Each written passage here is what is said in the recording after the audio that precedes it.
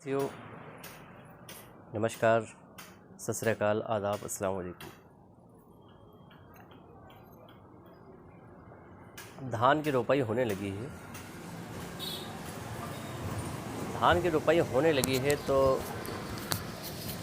धान में एक समस्या देखने को मिलती है कि हमारे किसान जो साथी हैं, बहुत से किसानों के भाई को पैसा नहीं होता है तो वो क्या करते हैं, यूरिया में सल्फ़र मिला के डाल देते हैं। यूरिया में सल्फ़र मिला के डाल देते हैं। मैं उनको बताना चाहता हूँ ऐसा ना करें, क्योंकि पहला जो हमारा तत्व है वो एनपीके का होता है।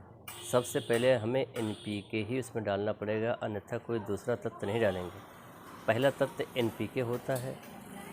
जो दूसरा तत्व होता है कैल्शियम, मैग्नीशियम, सल्फ़र। तीसरा तत्व जो होता है वो पोषक तत्व आते हैं उसमें zinc, ferrous, copper, boron, manganese, मेटाबिल्डम और भी तत्व आते हैं।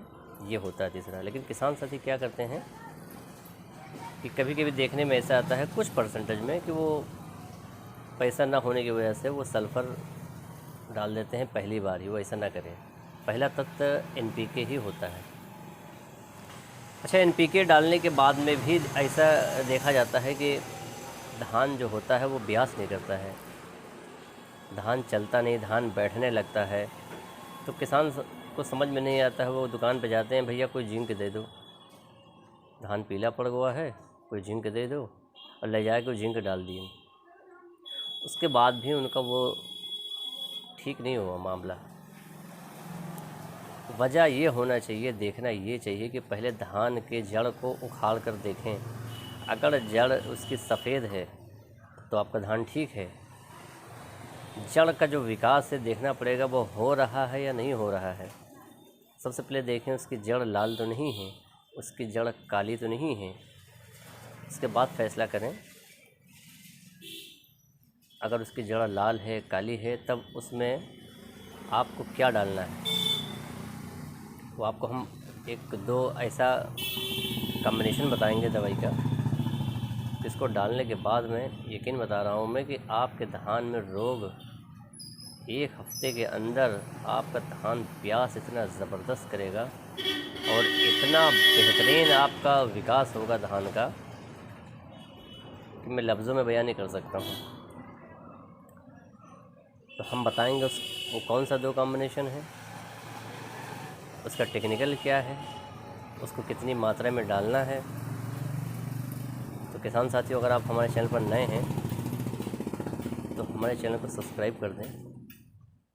और सब्सक्राइब करने से ये फ़ायदा होगा कि हमारा जो मनोबल है वीडियो बनाने का वो बढ़ता है, तो हमें और जोश आता है वीडियो बनाने में कि हम अच्छी से अच्छी आपको जानकारी दें। तो वीडियो थोड़ी सी लंबी होगी, लेकिन आप हमारे वीडियो को ध्यान से सुनिएगा। आपको करना क्या है कि पहले धान के उसको उखाड़ना है। धान को उखाड़ने के बाद में देखना है उसकी जड़। अगर उसकी जड़ लाल है, उसकी जड़ काली है, धान बैठ रहा है, धान चल नहीं रहा है, धान पीला पड़ रहा है, तो समझ जाइए कि उसकी जड़ों में ही दिक्कत है। अगर उसकी जड़ में दिक्कत है तो जितने भी आप पोषक तत्व डाल दें, कुछ भी डाल दें, वो ठीक नहीं होगा। तो सबसे पहले हमें उसकी जड़ को देखना है, और जड़ को देखने के बाद में ही डिसीजन लेना है कि हमें इसमें क्या डालना है। तो आप किसी दुकान पे जाएं तो पहले जड़ आप खुद देख लीजिए, दुकान पे दिखाएं या ना दिखाएं। अगर आप देख लीजिए, अगर जड़ लाल है, जड़ काली है, और अगर आपके खेत में रोग नहीं भी लगा है, तभी भी इस कॉम्बिनेशन को अगर आप डालेंगे तो यकीन मैं बता रहा हूँ कि आपका धान में वो कल्ले, वो प्यास, वो ग्रोथ होगी कि आपसे बगल वाला भी पूछेगा कि इसमें आपने डाला क्या है सर। तो मैं जो दो कॉम्बिनेशन की बात कर रहा हूँ, ध्यान से देखिए। इसका टेक्निकल दिखा रहा हूँ, बता रहा हूँ, इसका डोज बता रहा हूँ, नोट कर लीजिए, आप इसको लगाइएगा।